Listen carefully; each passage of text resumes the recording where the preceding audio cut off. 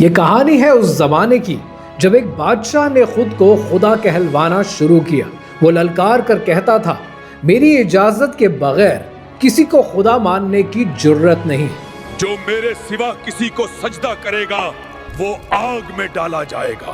مگر اللہ ہر ظلم کے مقابلے میں ایک چراغ بھیجتا ہے، ایک لڑکا جو سچ کی تلاش میں نکل پڑا، جسے ایک راہب نے ایمان کی روشنی دکھائی۔ یاد رکھو، بادشاہ نہیں اللہ دیتا ہے۔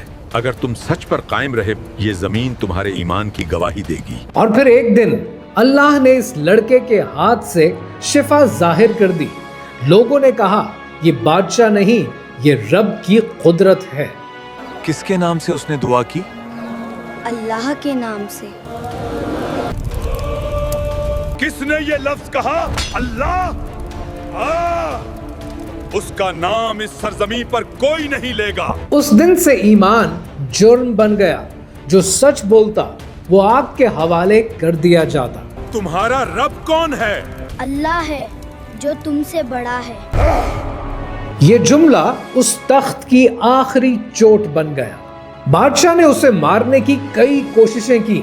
پہاڑ سے گرایا گیا مگر وہ بچ گیا، سمندر میں پھینکا گیا مگر وہ واپس آ گیا، کیونکہ جسے اللہ رکھے دنیا کی کوئی طاقت اسے نقصان نہیں پہنچا سکتی۔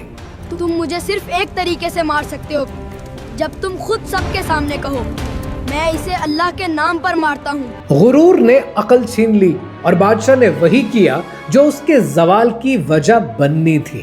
مارو ایسے اللہ کے نام پر۔ اور جیسے ہی وہ گرا، پورا شہر پکار اٹھا، ہم ایمان لائے اس رب پر جس پر یہ لڑکا ایمان لایا۔ بادشاہ نے آگ کے گڑھے کھدوائے، جو ایمان لائے اسے آگ میں پھینک دو۔ پر ایمان والے نہ رکے نہ جھکے۔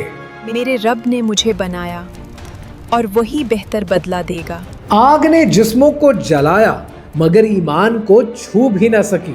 جب لپیٹیں آسمان تک پہنچی، وہ بادشاہ جس نے آگ جلائی تھی وہ خود اس آگ میں جل گیا۔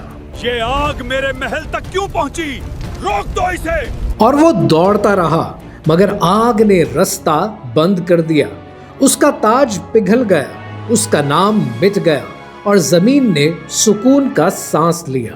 یہ کہانی آج بھی گونجتی ہے کہ اللہ کے بندے جلائے جا سکتے ہیں مگر جھکائے نہیں جا سکتے۔ ایمان کو آگ نہیں جلا سکتی بلکہ ایمان آگ کو بجھا دیتا ہے۔